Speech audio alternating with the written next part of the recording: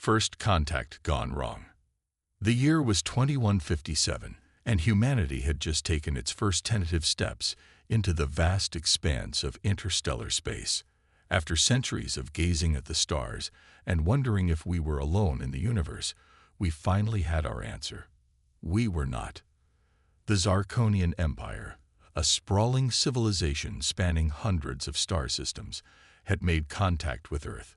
Their massive ships appeared in orbit without warning, causing a mixture of awe and panic among Earth's population. However, initial communications were peaceful, if somewhat condescending. The Zarkonians viewed us as a primitive species, barely out of our cradle, but potentially useful. Admiral Sarah Chen, a decorated veteran of the United Earth Space Force, was chosen to lead a diplomatic mission to the Zarkonian homeworld. Among her team was Dr. Marcus Reeves, a brilliant xenobiologist, and his daughter, 8-year-old Lily. The inclusion of a child was controversial, but it was meant to showcase humanity's trust and openness. As the Earth delegation's sleek ship, the ESS Harmony, approached the Zarkonian homeworld of Zarkon Prime, tension filled the air. The alien planet loomed before them, a swirling mass of purple and green, orbited by gleaming space stations and defensive platforms. Remember, Admiral Chen briefed her team, we're here to establish peaceful relations. The Zarkonians may be technologically advanced, but we have much to offer as well. Let's show them the best of humanity. The landing was smooth, and the Earth delegation was greeted by a group of tall, reptilian-like beings with iridescent scales and 4 arms. Their leader, High Chancellor Vexilor, towered over the humans, his cold, yellow eyes scrutinizing them. "Welcome to Zarkon Prime," Vexilor's translator device conveyed. "We hope this exchange will be mutually beneficial." The negotiations began in earnest. For days, the two sides discussed trade, cultural exchange, and technological cooperation. The Zarkonians were particularly interested in human art and music, finding our creativity fascinating. In return, they offered glimpses of their advanced medical technology and faster-than-light travel systems. However, as the talks progressed, it became clear that the Zarkonians viewed humans more as potential servants than equals. They spoke of uplifting humanity, of guiding our development, under their strict control, of course. Tensions began to rise. Admiral Chen pushed back against the Zarkonians' patronizing attitude, asserting humanity's right to self-determination. Dr. Reeves, meanwhile, grew increasingly concerned about the aliens' true intentions. On the 5th day of negotiations, disaster struck.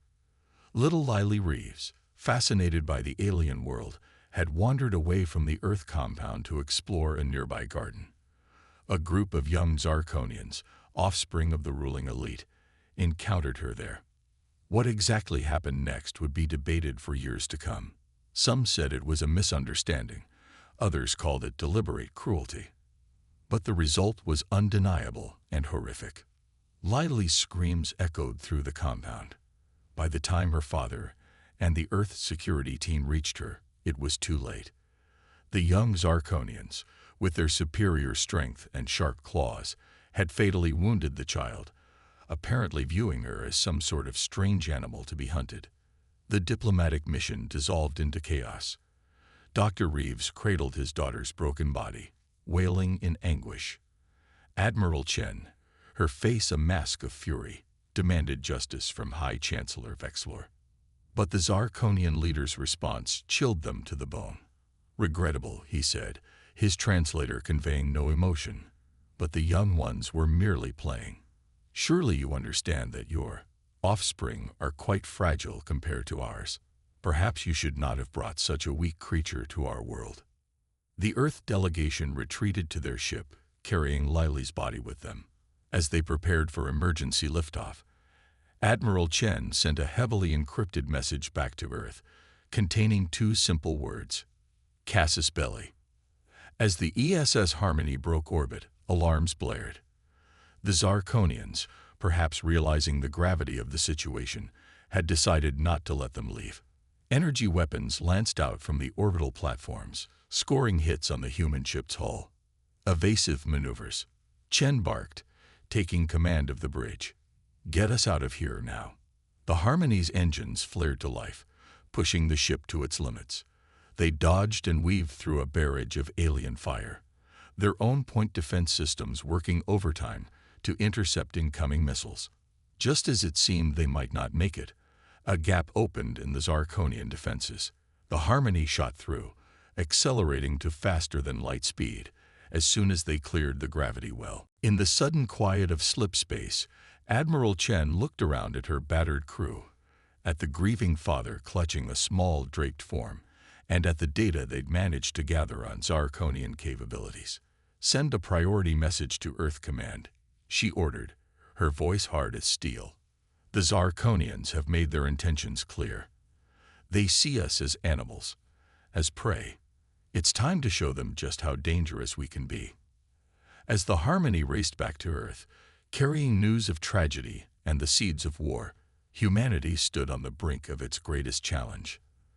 The stars, once a source of wonder and hope, now promised only conflict.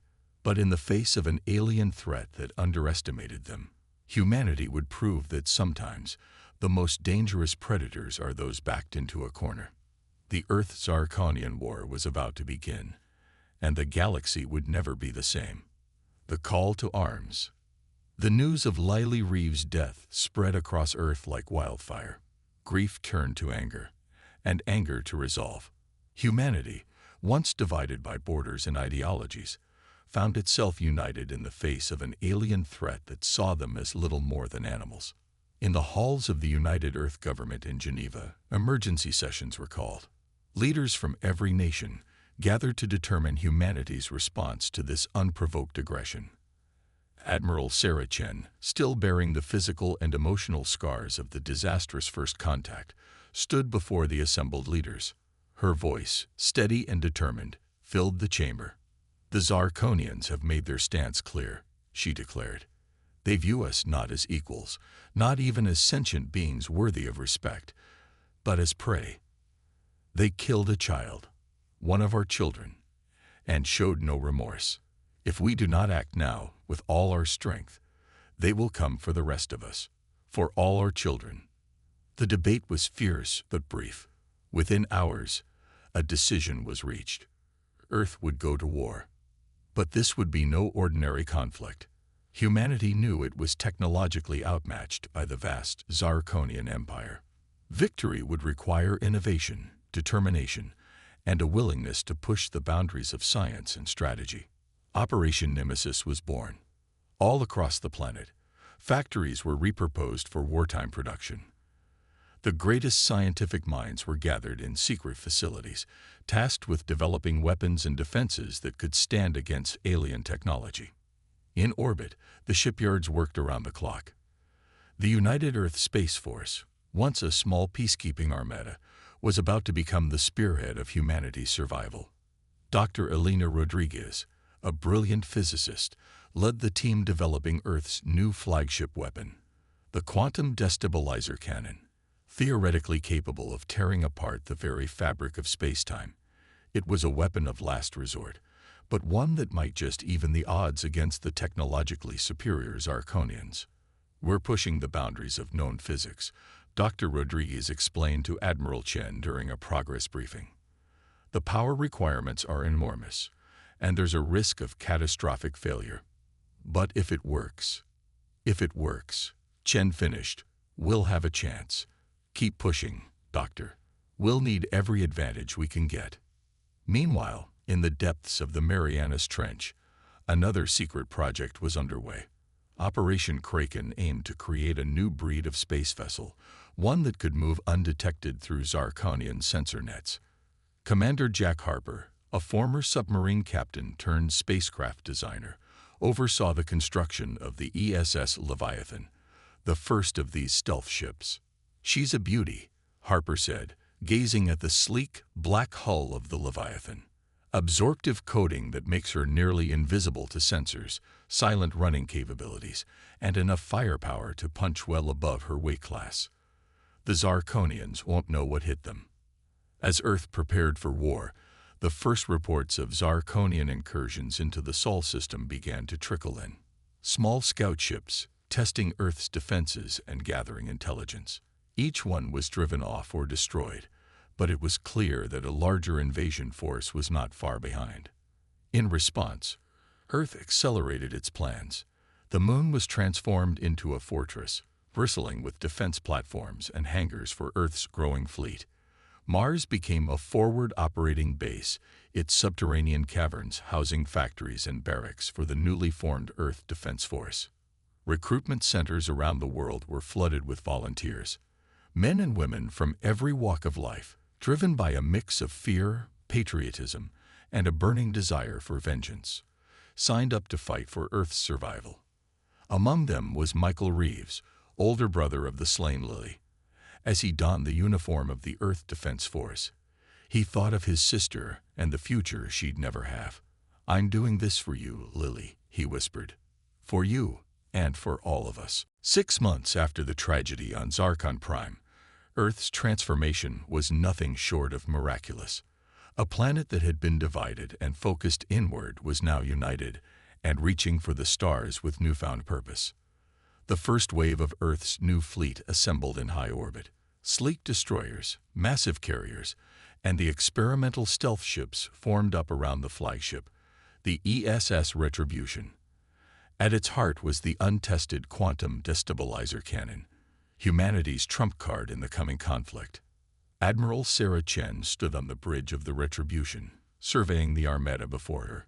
Each ship represented countless hours of labor, the pinnacle of human ingenuity and determination. "Fleet status," she asked her XO, Commander David Zhang. "All ships report ready, Admiral," Zhang replied. "The Zarkonian fleet has been detected entering the Kuiper Belt. They'll be within engagement range in approximately 72 hours. Chen nodded, her expression grim but determined. She opened a channel to the entire fleet, her words broadcast to every ship, every soldier, and back to the billions watching on Earth below. "Men and women of Earth," she began, her voice steady and resolute. "We stand at the precipice of the greatest challenge our species has ever faced. The Zarkonians believe us weak, primitive, unworthy of respect or dignity. They killed one of our children and thought we would cower in fear." She paused, letting her words sink in. "But they don't know us. They don't know our history, our resilience, our unwavering spirit in the face of adversity. We are the descendants of those who crossed oceans in wooden ships, who reached the moon with slide rules and sheer determination, who have faced extinction and environmental catastrophe and emerged stronger. Now we will show them the true strength of humanity. We fight not just for our own survival, but for our right to exist as free beings in this vast universe. We fight for Lily Reeves, and for every child who deserves a future among the stars. The road ahead will be hard. We will face losses, setbacks, moments of doubt. But we will persevere. We will fight. And we will win. For Earth, for humanity, for our future." As Chen's words echoed across the fleet, a roar of determination rose from every ship. On Earth, in homes and public squares, billions added their voices to the battle cry. The ESS Retribution's engines flared to life, leading the fleet towards their rendezvous with destiny. Humanity's first interstellar war was about to begin, and the galaxy was about to learn just how formidable humans could be when pushed to the brink. As the fleet moved out, Admiral Chen had one final thought. "Lily, I hope we make you proud. The battle begins." The void of space, once peaceful, now crackled with tension as two armadas faced each other on the edge of the Sol system. On one side, the sleek, organically shaped vessels of the Zarkonian Empire, their hulls shimmering with an otherworldly iridescence. On the other, the angular, utilitarian ships of Earth's fleet, a testament to humanity's rapid militarization. Admiral Sarah Chen stood on the bridge of the ESS Retribution, her eyes fixed on the tactical display. The Zarkonian fleet outnumbered them nearly 3-1, But Chen knew that victory often went to the more determined, not necessarily the more numerous. "All ships, battle stations," she ordered, her voice calm despite the weight of humanity's fate resting on her shoulders. "Remember your training. Remember why we fight. Initiate Operation Thunderbolt." Across the fleet, pilots scrambled to their fighters, gunners manned their stations, and engineers prepared for the stress of combat. On the Retribution, Dr. Elena Rodriguez made last-minute adjustments to the quantum destabilizer cannon, praying that the untested weapon would function as intended when the time came. The Zarkonian fleet, seemingly confident in their superior numbers and technology, made the first move. A wave of fighter craft poured from their carriers, followed by a barrage of energy weapons that lit up the darkness of space. Evasive maneuvers. Chen barked. "Destroyers, form up and return fire. Carriers, launch all squadrons. Stealth ships, you know your targets." The space between the fleets erupted in chaos.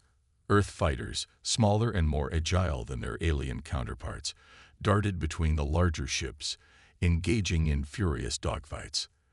The stealth ships, led by the ESS Leviathan, slipped undetected through the Zarkonian lines, their cloaking technology proving its worth. Commander Jack Harper, at the helm of the Leviathan, felt a grim satisfaction as his ship glided past the alien vessels, unnoticed. "Approaching primary target," he reported, preparing to engage. The Leviathan decloaked directly behind a Zarkonian battlecruiser, unleashing a devastating volley of missiles at point-blank range. The alien ship, caught completely off guard, erupted in a series of explosions before Harper re-engaged the cloak and slipped away. Similar scenes played out across the battlefield as Earth's stealth ships struck from the shadows, sowing confusion and destruction in the Zarkonian ranks. Meanwhile, the main fleets clashed head-on. Earth's destroyers, though outnumbered, fought with a ferocity that seemed to surprise the Zarkonians. Human tactics, honed by centuries of terrestrial warfare and adapted for space combat, proved remarkably effective. Michael Reeves, now a fighter pilot, led his squadron in a daring attack run on a Zark. Michael Reeves, now a fighter pilot, led his squadron in a daring attack run on a Zarkonian destroyer. "Remember Lily," he shouted over the comm as his fighters weaved through a barrage of alien fire. Their missiles found their mark, crippling the destroyer's engines and leaving it vulnerable to a follow-up strike from an Earth cruiser. As the battle raged on, it became clear that while the Zarkonians had superior technology, they lacked the tactical flexibility and sheer determination of the human forces. Earth ships, taking heavy damage, continued to fight long after their Zarkonian counterparts would have retreated or surrendered. Admiral Chen watched the ebb and flow of the battle, looking for the right moment to unleash their secret weapon. "Dr. Rodriguez," she called over the intercom. "Status on the quantum destabilizer." "Charged and ready, Admiral," came the reply, tinged with both excitement and apprehension. "But remember, we only have one shot at this. The power drain will leave us vulnerable for several minutes afterward." Chen nodded grimly. "Understood. All ships, execute Maneuver Omega. Let's give them a target they can't resist." The Earth fleet suddenly seemed to falter, creating a gap in their formation with the Retribution at its heart. The Zarkonians, sensing weakness, took the bait. Their largest battleship, a behemoth that dwarfed even the Retribution, moved to exploit the apparent vulnerability. "Steady," Chen murmured, watching the alien flagship draw closer. "Steady. Now, fire the TD cannon." A beam of blinding energy erupted from the Retribution, striking the Zarkonian flagship dead center. For a moment, nothing seemed to happen. Then, reality itself seemed to warp around the alien ship. Space twisted and buckled, and with a silent flash that seemed to distort the very fabric of the universe, the massive vessel simply ceased to exist, leaving behind only a rapidly dissipating quantum disturbance. A stunned silence fell over both fleets. The Zarkonians, who had never encountered anything like the quantum destabilizer, were momentarily paralyzed by the loss of their flagship and supreme commander. Chen seized the moment. All ships, press the attack. Show them no quarter. The human fleet surged forward with renewed vigor, tearing into the disorganized Zarkonian forces. Fighters swarmed enemy capital ships, stealth vessels struck from unexpected angles, and Earth's cruisers and destroyers engaged in brutal broadside exchanges.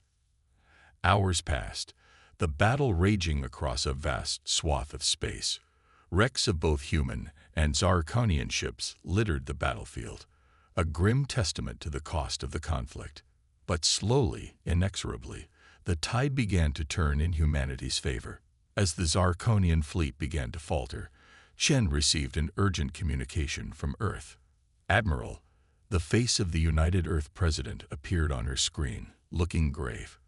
"Our long-range sensors have detected a second Zarkonian fleet entering the system. They'll reach your position in less than 48 hours. You need to end this battle and prepare for their arrival." Chen's mind raced, calculating options. They had bloodied the Zarkonians, proved that humanity was no easy prey, but could they withstand a second assault so soon?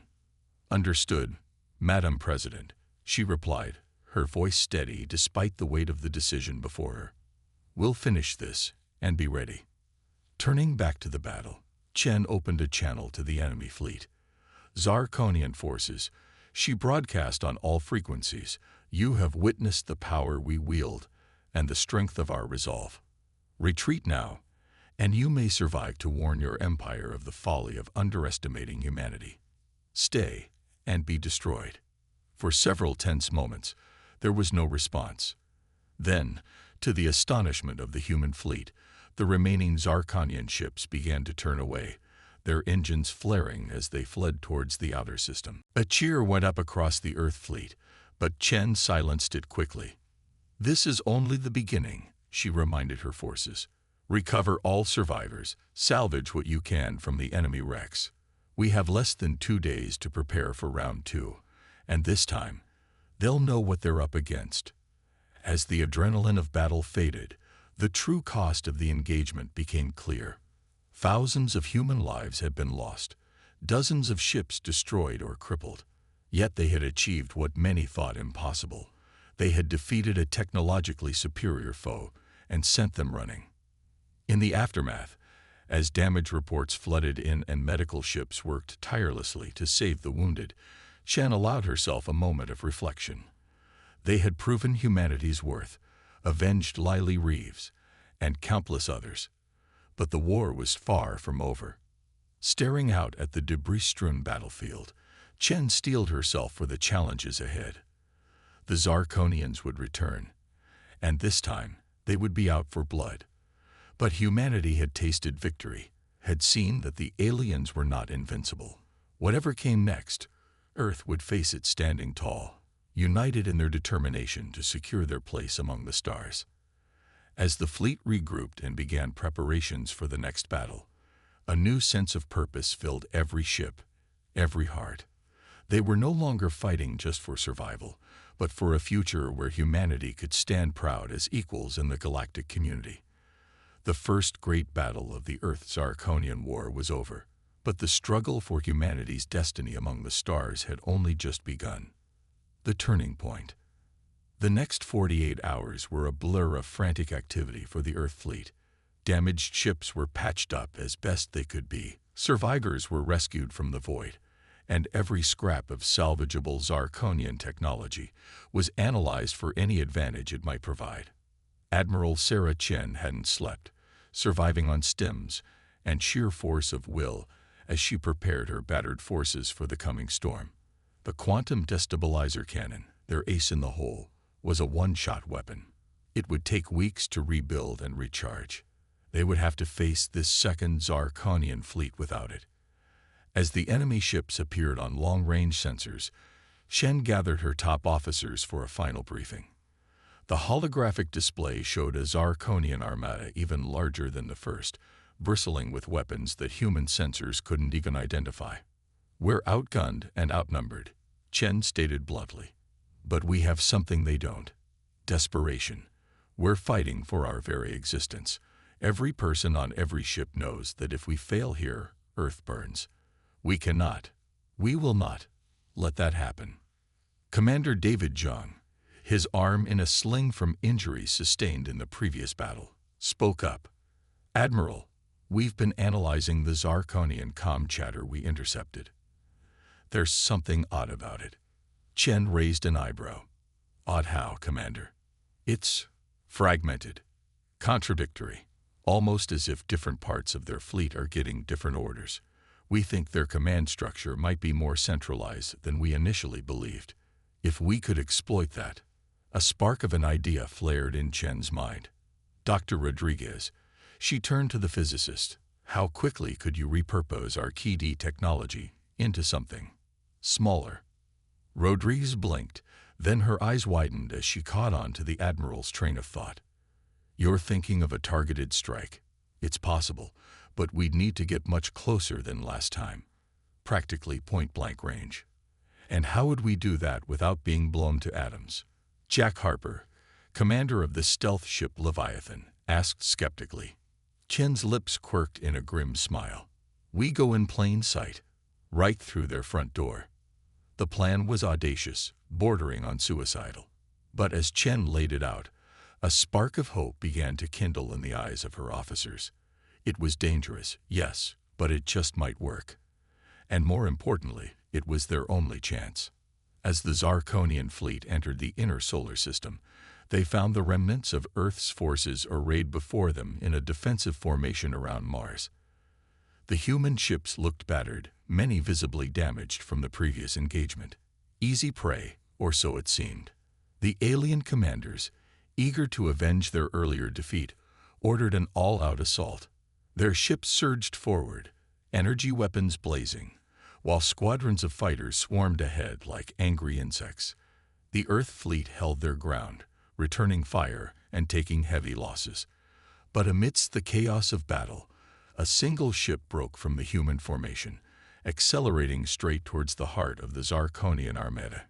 It was the ESS Retribution, its hull scorched and scarred, looking for all the world like a wounded animal, making the desperate final charge. Aboard the Retribution, Admiral Chen gripped her command chair as the ship shuddered under enemy fire. Steady as she goes, she ordered, her voice calm despite the maelstrom around them. All power to forward shields. Weapons, hold your fire. We can't risk them realizing this isn't a suicide run. On the bridge of the Zarkonian flagship, Supreme Commander Zexfor watched the approaching human vessel with a mix of contempt and curiosity. What game are they playing? He mused. No matter. Destroy that ship, but leave enough for our scientists to study. I want to know what drives these primitives to such foolish bravery. But as Zarkonian weapons fire intensified, the Retribution did something unexpected. It broadcast a message, not in any alien language, but in English, on all frequencies. People of Earth, Admiral Chen's voice rang out across the battlefield and back to the waiting billions on humanity's homeworld. We who are about to die salute you. Remember us. Fight on. Never surrender. The message was a ruse, designed to convince the Zarkonians that this was indeed a last desperate attack. But it had another purpose. Hidden in the transmission was a highly encrypted signal, activating sleeper protocols in the salvaged Zarkonian tech they had recovered. All across the alien fleet, systems began to glitch. Weapons misfired, shields fluctuated, and communication arrays sputtered. The disruption lasted only moments, but it was enough. In that instant of confusion, the Retribution's battered hull seemed to shimmer and fade, revealing the sleek, undamaged form of the ESS Leviathan beneath. The stealth ship had been cloaked with a holographic projection of the Retribution, a Trojan horse carrying Earth's last, best hope. Before the Zarkonians could react, the Leviathan was among them, maneuvering with impossible agility for a ship its size. It pulled up alongside the alien flagship, so close they were almost touching. Now, Dr. Rodriguez, Chen shouted. A focused beam of quantum energy lashed out from the Leviathan, not powerful enough to destroy the massive Zarkonian ship, but precisely calibrated to its target, the alien command and control center. Reality twisted and warped around the point of impact. When it stabilized, a significant portion of the Zarkonian flagship's upper decks simply no longer existed, including the bridge and primary communication arrays. The effect on the alien fleet was immediate and dramatic. With their centralized command structure suddenly decapitated, the Zarkonian ships fell into disarray. Contradictory orders flew back and forth. Some ships began to retreat while others pressed the attack with reckless abandon. All ships, this is Admiral Chen. Her voice rang out across the human fleet. The enemy is in disarray. Hit them with everything we've got. For Earth. What followed was not so much a battle as a rout. The human forces, though heavily outnumbered, fought with coordination and purpose against an enemy that had suddenly lost its unified will. Earth fighters darted between capital ships, picking off targets of opportunity. Cruisers and destroyers focused their fire, methodically dismantling the largest Zarkonian threats. Hours passed, the tide of battle ebbing and flowing, but ever turning in humanity's favor. Finally, as the last organized resistance crumbled, the remaining Zarkonian ships fled, jumping to faster-than-light travel in a desperate bid to escape. As the adrenaline of battle faded, the bridge of the Leviathan erupted in cheers and tears of joy. They had done it. Against all odds, humanity had faced the full might of the Zarkonian Empire and emerged victorious. Admiral Sarah Chen allowed herself a small smile as she watched her crew celebrate. They had earned this moment. But her mind was already turning to the future. This was a great victory, yes, but the war was far from over. "Commander Zhang," she called, her voice cutting through the jubilation. "Prepare a message to Earth. Tell them we've won the battle. But now the real work begins." As the Leviathan turned back towards the red planet, Chen gazed out at the starfield. Humanity had proven itself on the galactic stage. They had shown that determination and ingenuity could triumph over superior technology and numbers. But Chen knew that the galaxy was vast, full of wonders and terrors yet unknown. This victory was not an end, but a beginning. Humanity's journey to the stars had truly begun, baptized in fire and tempered by adversity. Whatever challenges lay ahead, Earth would face them standing tall, united, and unafraid.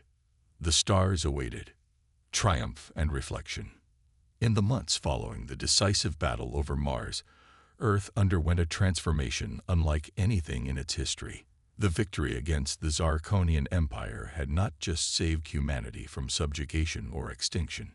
It had catapulted our species onto the galactic stage in a way no one could have predicted. Admiral Sarah Chen, hailed as the savior of Earth, found herself at the center of this new era. As she stood before the United Earth Council in Geneva, she couldn't help but reflect on the journey that had brought them all to this point. "Distinguished members of the Council," she began, her voice carrying easily through the packed chamber. "1 year ago, we faced an enemy that saw us as little more than animals, unworthy of respect or dignity. They killed one of our children and expected us to cower in fear. Instead, we showed them, and the galaxy, the true strength of humanity." A murmur of agreement rippled through the assembly. Chen continued, "Our victory was hard-won and came at a great cost. We must never forget the sacrifices made by those who gave their lives to secure our future among the stars. But now we must look forward. The galaxy has taken notice of humanity, for better or worse. We are no longer alone, and we can never go back to thinking of ourselves as isolated on our little blue world." The holographic displays around the chamber flickered to life, showing images of the aftermath of the war. Zarkonian ships, now under human control, being studied by teams of scientists. Earth factories retooling to incorporate alien technology. The first human colonies being established on distant worlds, made possible by the faster-than-light drive reverse-engineered from captured Zarkonian vessels. "We stand at a crossroads," Chen declared. "We have proven our strength, our resilience, our capacity for innovation in the face of overwhelming odds. But now we must prove our wisdom. The temptation to use our newfound power to dominate, to become the very thing we fought against, will be great. We must resist it." She paused, letting her words sink in. "I propose that we extend an olive branch to the defeated Zarkonian Empire. Not out of weakness, but out of strength. We will offer them peace, but on our terms. We will show them, and the rest of the galaxy, that humanity is not just capable of great ferocity in war, but also great compassion in victory." The chamber erupted in debate. Some voices called for retribution, for pushing the advantage and subjugating the Zarkonians as they had intended to do to Earth. Others agreed with Chen, arguing that this was an opportunity to reshape galactic politics and position humanity as a force for positive change. As the arguments raged, Chen's mind drifted to a quieter scene from a few days earlier. She had visited the Reeves family to personally deliver the news that Michael, Lily's brother, had survived the war and was being hailed as a hero for his actions in the final battle. Dr. Marcus Reeves, still bearing the weight of his daughter's loss, had looked at Chen with tired eyes. "Was it worth it, Admiral?" he had asked. "All this death, all this destruction, was it worth it?" Chen had taken a moment to consider her answer carefully. "Dr. Reeves," she had said finally, "I believe that Lily's death, tragic and senseless as it was, became the catalyst for humanity's greatest leap forward. We will never forget her, and in a way, every step we take among the stars will be in her memory." Now, standing before the Council as they debated humanity's future, Chen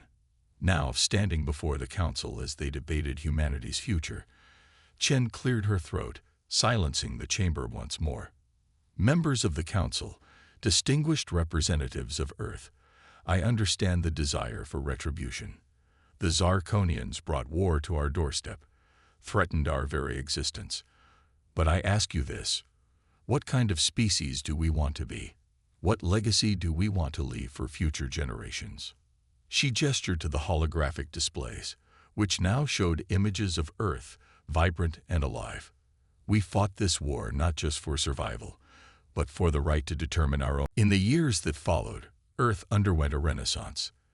The incorporation of alien technology accelerated human development in ways previously unimaginable. Medical breakthroughs extended lifespans and cured diseases once thought incurable. Clean energy solutions solved the climate crisis. Faster-than-light travel opened up the galaxy for exploration and colonization. The Galactic Cooperative, headquartered on a massive space station in neutral territory, became a beacon of hope and progress. To everyone's surprise, the Zarkonians, humbled by their defeat, became one of the most enthusiastic supporters of the new galactic order. Other species, drawn by the promise of peaceful cooperation and technological exchange, soon joined. 5 years after the end of the war, Admiral Sarah Chen stood on the observation deck of the GC headquarters, gazing out at the star-studded expanse. Behind her, representatives from a dozen different species mingled, their varied forms a testament to the diversity of life in the universe. A familiar voice drew her attention. "Quite a view, isn't it, Admiral?" Chen turned to see Michael Reeves, now Earth's ambassador to the Galactic Cooperative.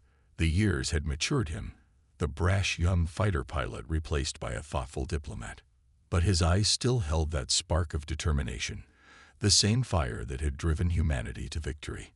"It certainly is, Ambassador," Chen replied with a smile. "Sometimes I still can't believe we made it here." Michael nodded, his expression turning somber for a moment.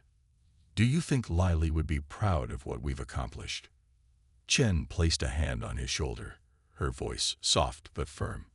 "I think she would be amazed, Michael. Her sacrifice, as painful as it was, became the catalyst for all of this. In a way, she'll live on through every peaceful interaction, every scientific breakthrough, every new world we discover."